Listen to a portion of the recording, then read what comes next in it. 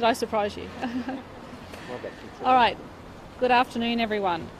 Well, as you heard, this week we're getting ready for storm season, and we've already seen the impacts that are happening in New South Wales and Victoria, and planned flooding is also due for Tasmania as well.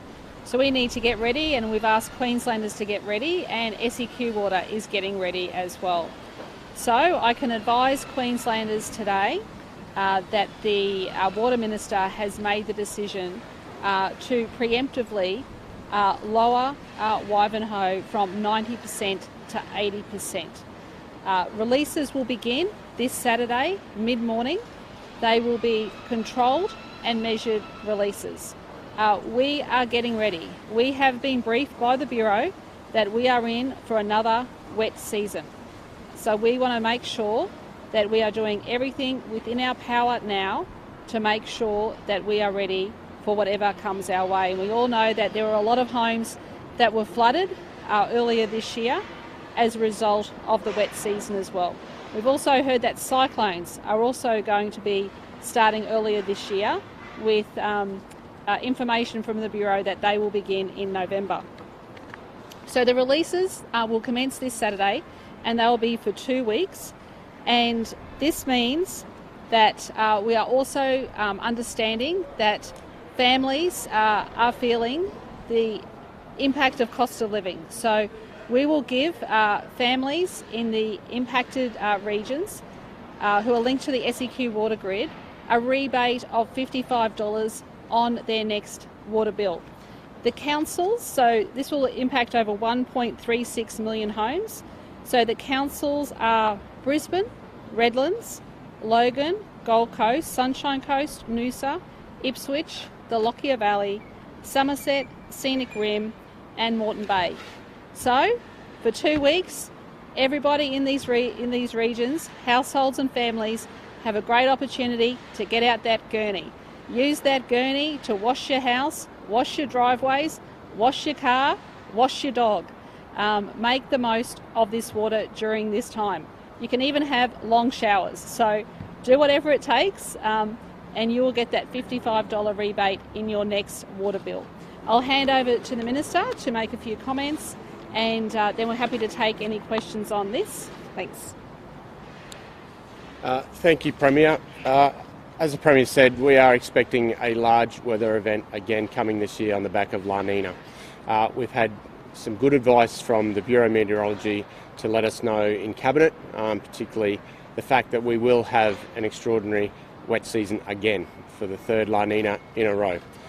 We are making a decision to make sure that we have capacity, extra capacity in our flood mitigation compartment by lowering the dam safety level to from 90% to 80%. This wasn't taken lightly. This decision has been made by consultation with the experts, with the Department of Environment and Science, with my department, with dam engineers and with the dam safety regulator. This will now give us a balance. Just be mindful that we are using Southeast Queensland's drinking water is being released as part of this event that we're doing for the next 2 weeks. These flows will start on Saturday, as the Premier said, and will continue on through until 2 weeks' time on the Sunday afternoon. We envisage that there will be very minimal impact on anyone in the lower catchment as this drains down. The releases will be monitored and watched to make sure that even roads like Colleges Crossing will still be open during this release. So they will be controlled and they will be managed. We will make sure that as this event plays out, we will continue to monitor under the flood manual if we start to get flooding that goes into Wivenhoe Dam. This decision was made under the Water Supply Safety and Reliability Act, Section 390, which allows the Minister to make a decision on the back of all of the things that I've mentioned on reasons why we would lower the dam safety level. So it's good news for everyone on the back of, as well as doing that, we're asking South East Queenslanders to give us a hand. Over the next 2 weeks, starting from Saturday, as the Premier said, there's opportunities for everyone to get out and set themselves up for the Christmas period coming up, clean your decks, do whatever you need to do with the water that's available, double the capacity over the 2 weeks will be refunded in a credit on your next water bill going forward. So it's an opportunity now, not only for us as a government to get ready for this La Nina event coming in the wet season, but also now for the people of South East Queensland to give us a hand to do that. Any questions? In February, before the floods, Wivenhoe was at 60% and it went up to 184% in a matter of days. So you guys are lowering it to 80%. Are any other changes being made to the dam manual to allow engineers to make the concrete like No. days before? No. So if the No other one changes. forecast very heavy rain in 3 days, there's no provisions to allow for further. Well, what we don't know is where the rain is going to fall. Okay, so what we saw in the rain event that we had earlier this year, the rain bomb basically went over the entire southeast catchment zone. So we don't know whether the rain is going to fall over the Wivenhoe. So the minister has taken the expert advice. This has been the advice that he has conveyed to government, and we agree with that advice. So it will be lowered from 90 to 80%. And don't forget that there's all that flood storage capacity as well that the Director General here is happy to go through with people later on. So just to clarify, if the bomb says in 3 days we're going to have very heavy rain, Flood engineers will manage it. The flood engineers will manage it in accordance with the flood manual. the flood manual says the rain has to be on the ground before they can make those Correct. So that's staying the same. Yes. So lowering from 90% to 80% isn't going to have a very great effect, given we were 49 centimetres away. Yes, it will. It will. No, but I think, Lydia, you're missing the point here. A lot of the rain happened in the rivers and the areas around the catchments. It wasn't just in the Wivenhoe. You are confusing the two issues. Okay, are there any other questions? Everyone needs to have a go. Sorry, everyone deserves a go. Okay? Anyone else want a question? So no other questions on this? No, because we've got the Health Minister here too, and another announcement. But the Inspector General yesterday in his report said Yes. that the dam went 39 centimetres off the back. Yep, and the dam was managed well. The dam safety was managed well. I'm very confident with the advice that we have been given. Yeah, I'll hand over to Glenn. He made the decision. Yep. Thank you. As I said, the decision to get it to 80% is a balance because, as I said, we're getting rid of 116,000 megalitres of South East Queensland as drinking water.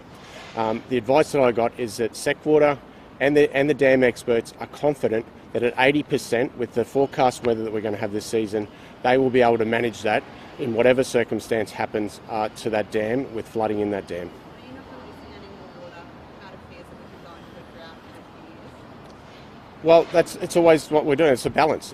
We got down last November. We were down at 55%, so we're looking at going into water restrictions. So it's a very careful balance that we have to manage here in Queensland.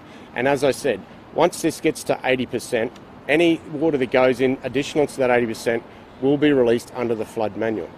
Your comment about in the paper today and that. There's 3 levels in the dam, and I've got a picture that you can have for it. There's the water supply, is what we're going to take the 10% out of. Then you've got the flood compartment that we talked about last year. The dam managers, during that last event in February, managed it that well that we only got to the top of the flood compartment, and then on top of that you've got another 900,000 megalitres of dam safety that's available.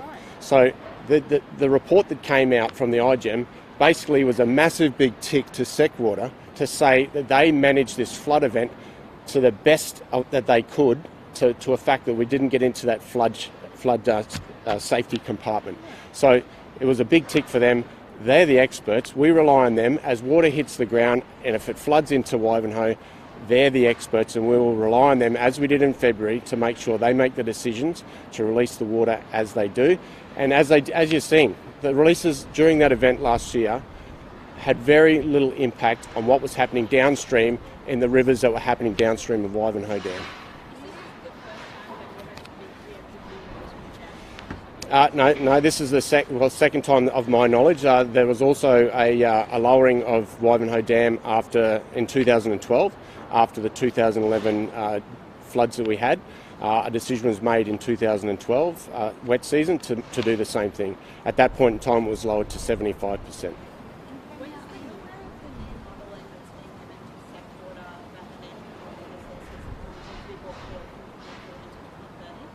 Well, that's totally separate to flood mitigation and oncoming weather coming forward.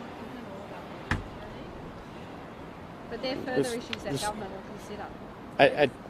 Even if we have further drinking security, we're still going to have to manage the flood mitigation dams in Queensland. But you just said before it's a balancing act between drought and flood. So if we had greater water security, would there be not less fears about releasing the water into the storage? I guess that's a question for another time, and I'm more than happy to answer that at a different time. SecWater is currently running through a 5-year update of the 30-year plan that they have.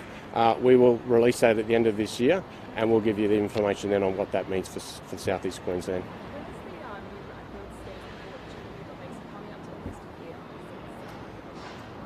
Very shortly.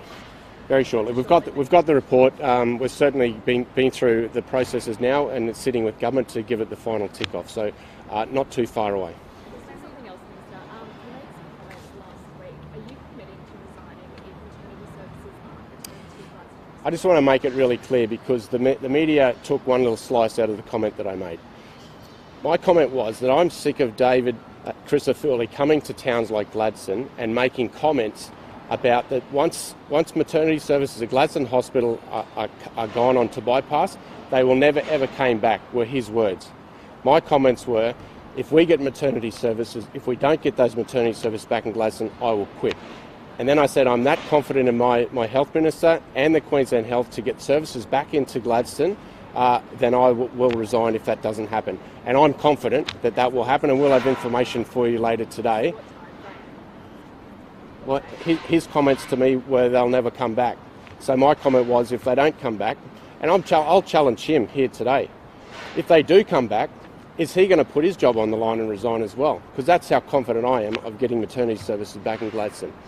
Saying by next election? I'm saying that we will get these services back as soon as possible. We've got to get the doctors on the ground, and we know how hard it is across the nation and across the world, especially obstetrics. And that's the critical part that we need. But we're working very closely with the private sector and the Health Minister's office to make sure that we get this delivered back in Gladstone. Recycled water is part of our SecWater plan, absolutely. Whenever we go into drought, recycled water certainly plays a part of that when we get down to 40% our capacity here in Queensland. Well, you'll just have to wait until the 5-year review comes up, and it'll be all explained in that once it gets finalised.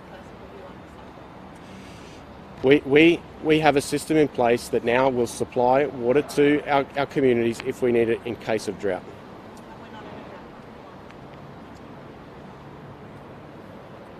I've answered the question.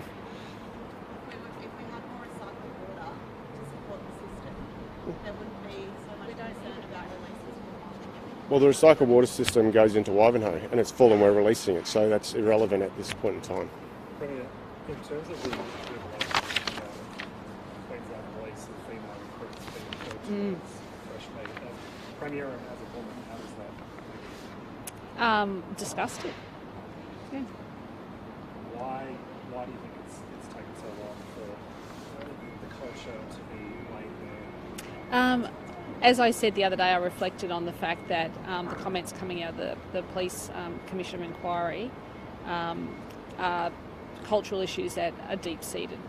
I also made the comment that I also believe that some of these cultural issues are across other professions and other walks of life in our state as well.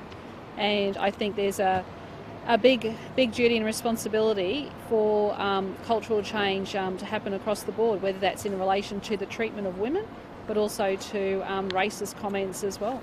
I think this will discourage more women from wanting to join. I hope not, because I know that the Police Commissioner herself has been very committed to encouraging more women to actually join the service, and they should not be discouraged. I am confident that she will enact whatever recommendations come out of this inquiry, and we have to let the inquiry run its course.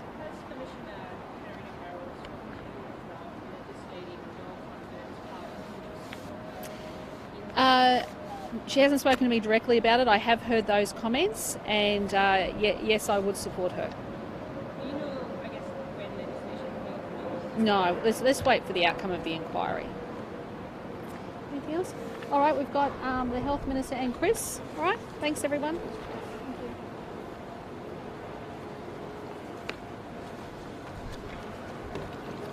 Well, good afternoon, everyone. It's wonderful to be here with Chris Owen, the President of the Pharmacy Guild of Australia's Queensland branch, where last night we announced at the annual pharmacy dinner here at Parliament that the government has finalised the scope to deliver our election commitment to have a North Queensland pharmacy full scope of practice pilot.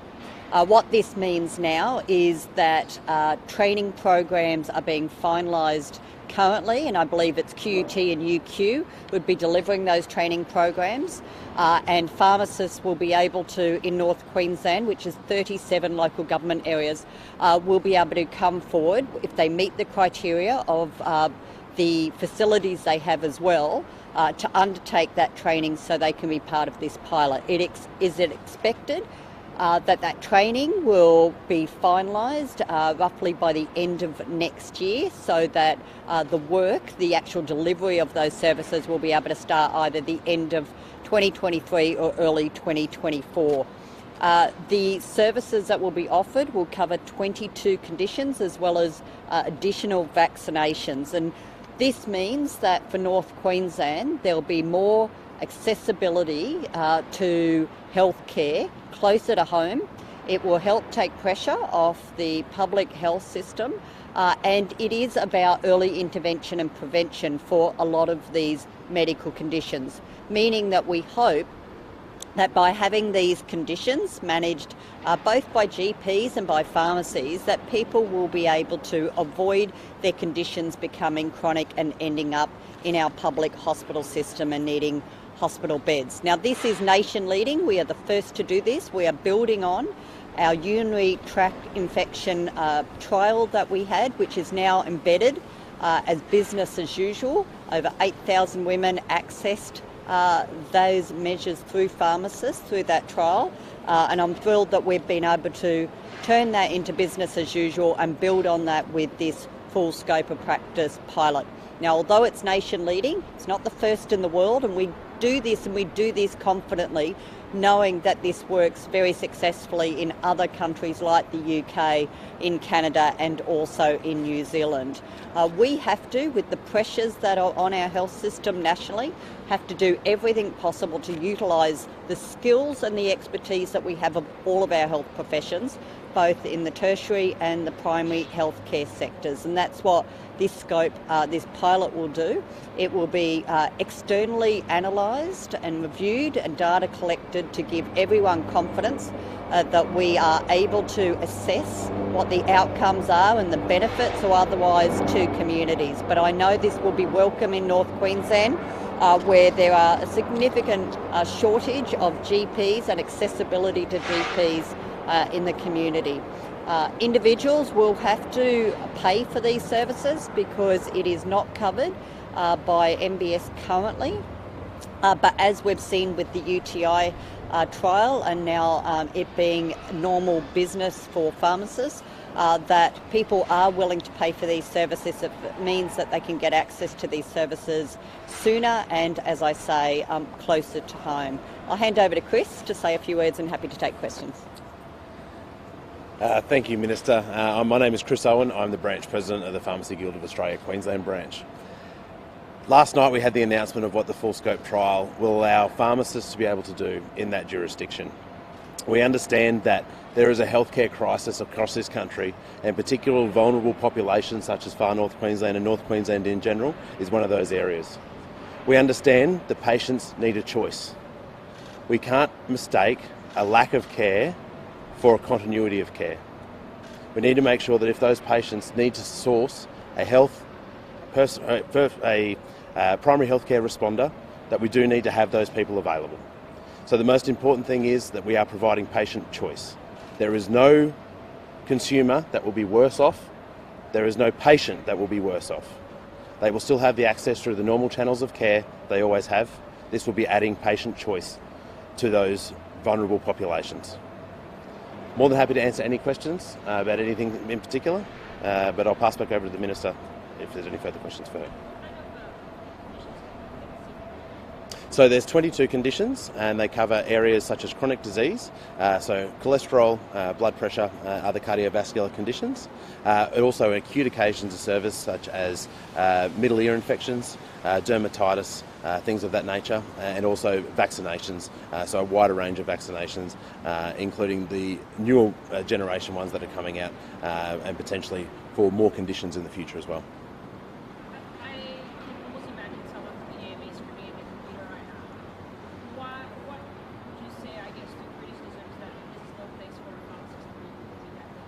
Look, we've heard the criticisms from the AMA repeatedly, and I'll go back all the way to 2014 when the vaccination trial was started in Queensland. And imagine where we had have been without pharmacists vaccinating today. We delivered over 2 million COVID vaccinations over the past 2 years, and the AMA said the sky was falling, and the same Chicken Little rhetoric is being continued today. So the AMA, they need to get outside of their four walls. They need to understand that there is change needed. The system is broken. The college's system that they've got currently is broken.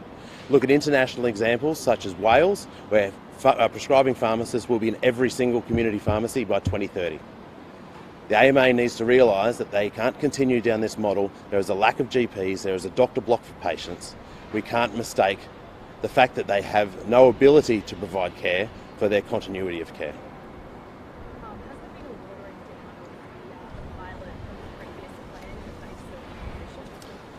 The only change that I'm aware of is that we went from 23 conditions to 22, and that was because the urinary tract infection area was made permanent practice. So that was the difference from 23 to 22. That was the only change that I'm aware of. Minister, can we ask this? How many reviews are actually taking place in Queensland now? We had the opposition asking about the question time. Can you clarify some of the details about these reviews? Sure. How many are taking place and what are they? So my understanding is there was a number of incidents which I've been previously asked about, and I think the total number's 9 at the moment, where, and I think the media's asked me previous as well, some of those are referred off to the coroner as well. So it's incidents as opposed to reviews. I know the questioning, line of questioning today, I'm still seeking further clarification, but already the information I'm getting shows that the LNP's comments today are not completely accurate, that there is work that has been commissioned externally around how the HHS can improve their processes around PID complaints. So not cultural behaviour, PID complaints. Now again, I welcome that because I want to make sure every hospital and health service knows how to manage those PID complaints properly. And there is nothing wrong, and in fact it's probably completely appropriate to externally get advice, especially if it's legal advice, on how they can improve those processes. I have no doubt that's come about as a consequence of the complaints that originally came forward that led to the Caboolture review about how do they improve their processes within and make sure that if there are complaints, and particularly under PIDs, that they are being managed properly. The fact that the same reviewers from Thai Hospital are looking at the Caboolture Hospital, it doesn't suggest you're not concerned that the same systemic issues that we saw in Thai happening in Caboolture. I'm not surprised. I think simply because the reviewer is the same should not mean that the review is identical. I mean, you can't draw that conclusion. These individuals, like Dr. Sweeney, are used in a whole range of reviews across different services for different reasons. Why are they used? Because they're experts in the field and they do a very good job, and we saw that from the very, very thorough job they did with the investigation report in Part 9 of Mackay Hospital. So my understanding, Dr. Sweeney was brought in not to do a whole new review into whole new units, but in fact was brought in to assess how well the hospital was doing in implementing the recommendations and to give feedback on that. I also am aware that he reviewed one particular incident in which, as far as the advice I've received, there's been no negative findings in relation to that. So I do not think that you can draw a conclusion that because the same person is engaged by another hospital and health service to look at some area of their operation, that it must be exactly the same issue. The last question about that, in particular, that finding where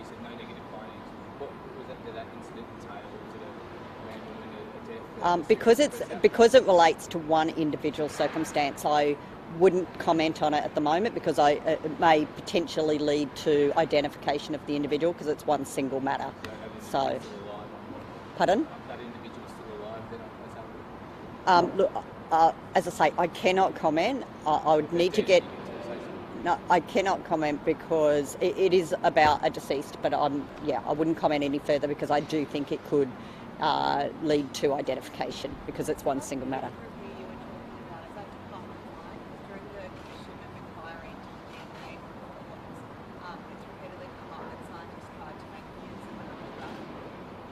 So sorry, just repeat that again.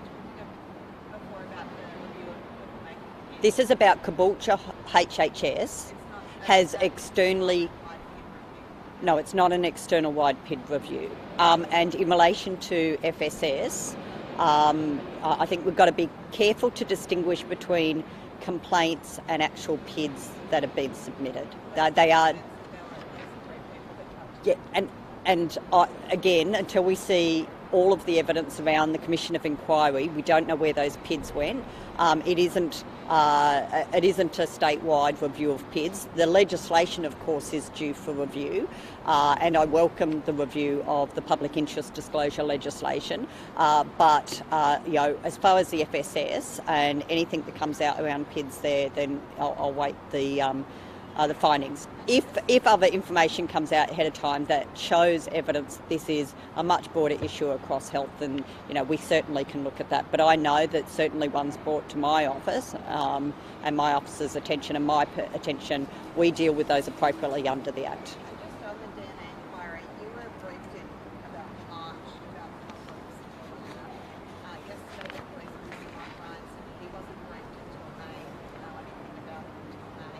How come you didn't raise issues with the counterpart, the police minister? Well, I've commented at length about the advice I was being given at that time. As far as the briefing you're talking about, I have to go back and have a look at what that specific briefing was at that time, whether that was the one in relation to announcing the actual Commission of Inquiry. There were discussions at that time, so it's clarification of what briefing we're talking about because there was many issues. Yeah, I appreciate that. A lot of work is done by me on a daily basis. I would just need to go back and check about exactly what briefing you're talking about in March.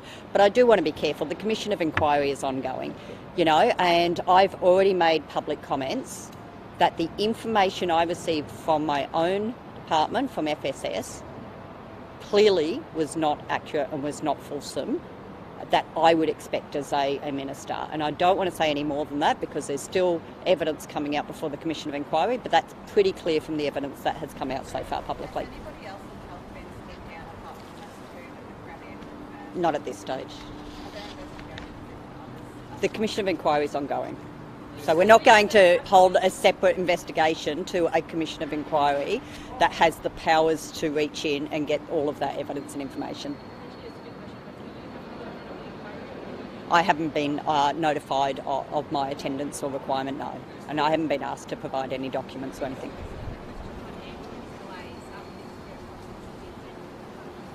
Kieran, he waited 7 hours on the ambulance last night. He says he's experienced some rough times over the years, but last night takes some pain.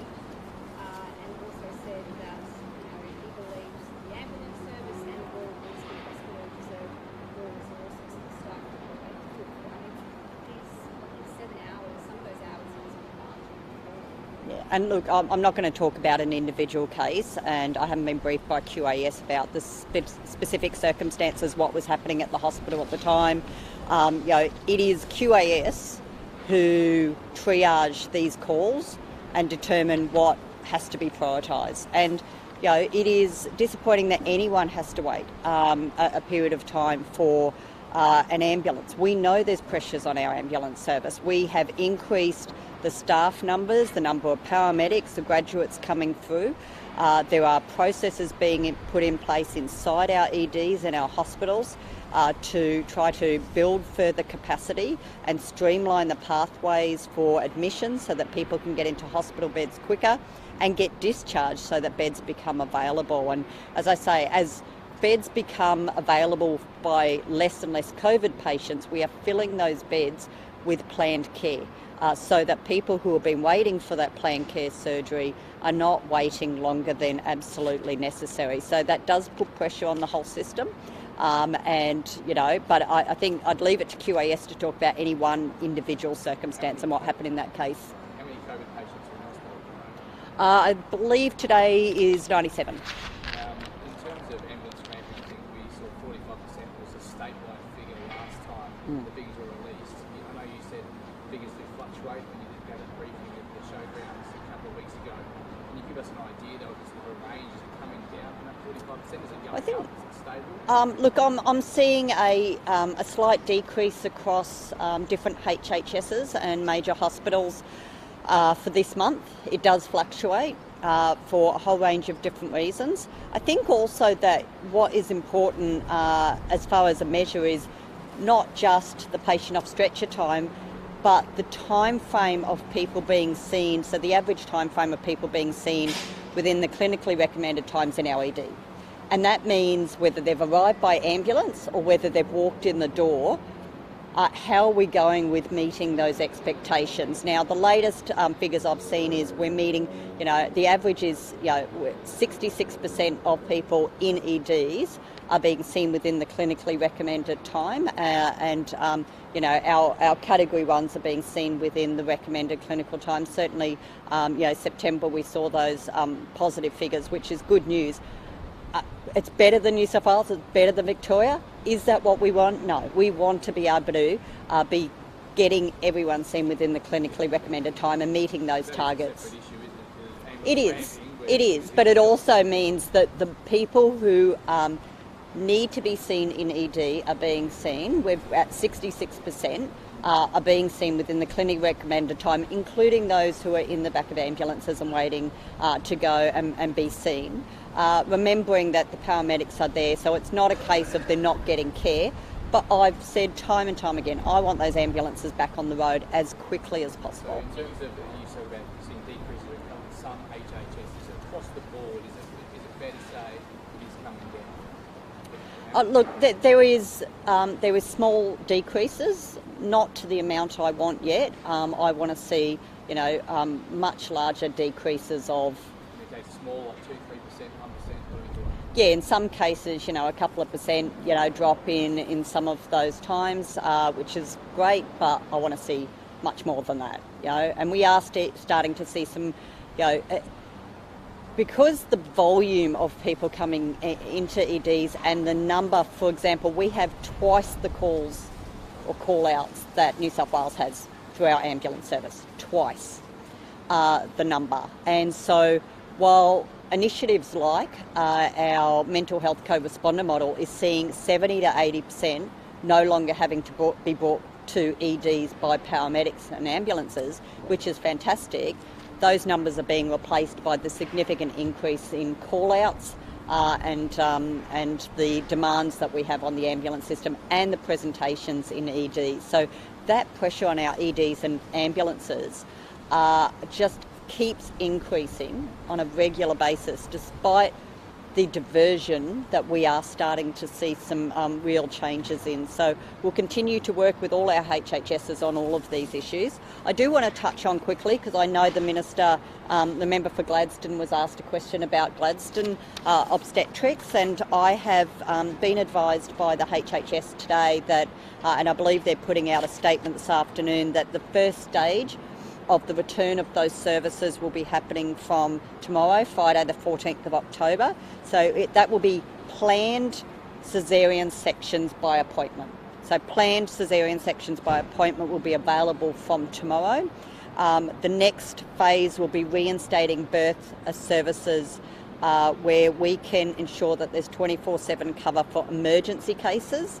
And then the third is a return of all usual services. So that's really good news.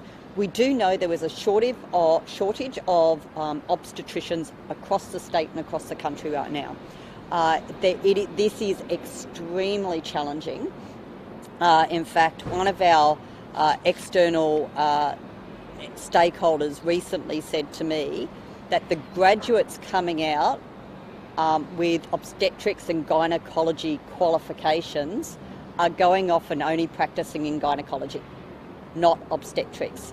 And that's really a lifestyle choice that those physicians are finding, that they don't necessarily want to go into obstetrics, which means a lot of late nights, a lot of weekends, a lot of call-outs, and gynecology is becoming the preferred path, even though they're graduating with the qualifications for both pathways. We are seeing a reduction in those who are practicing in obstetrics. That really concerns me. It is a conversation we need to have nationally. I know that Minister Butler has been meeting with the AMA nationally this week about workforce shortages. We need to figure out what we can do to grow our own workforce and our specialists, and not just be relying on international specialists to come in to supplement our workforce. So just quickly with the next stage and the third stage, do you have any dates? Look, I don't want to make any announcements about dates until I have absolutes from the Hospital and Health Service. So I welcome the advice that they have provided to me today, which they have secured an obstetrician who can start doing this planned caesarean procedures. That I'm sure will be very welcomed by the community, and I look forward to these services expanding as soon as possible. Mm-hmm. That's right.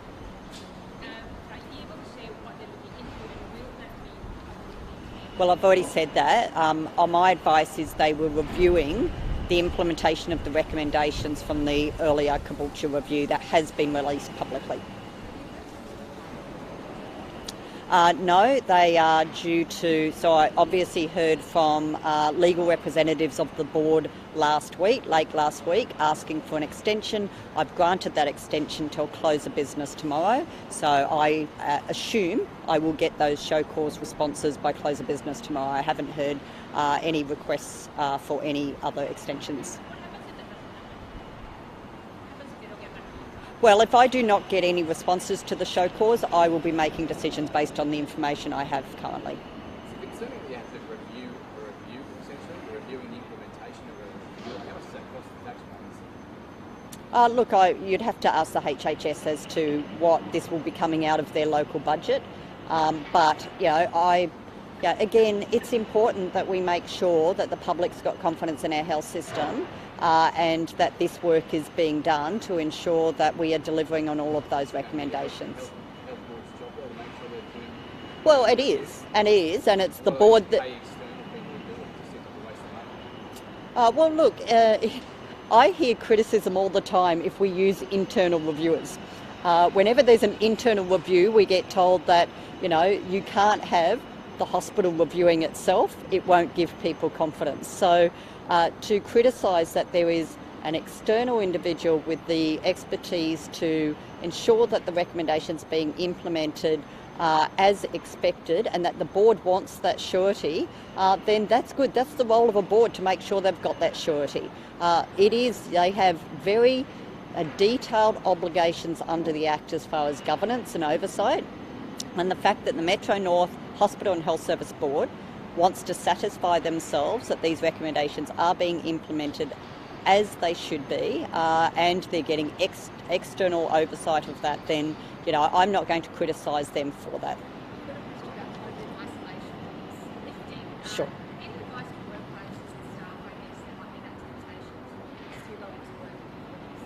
Yeah.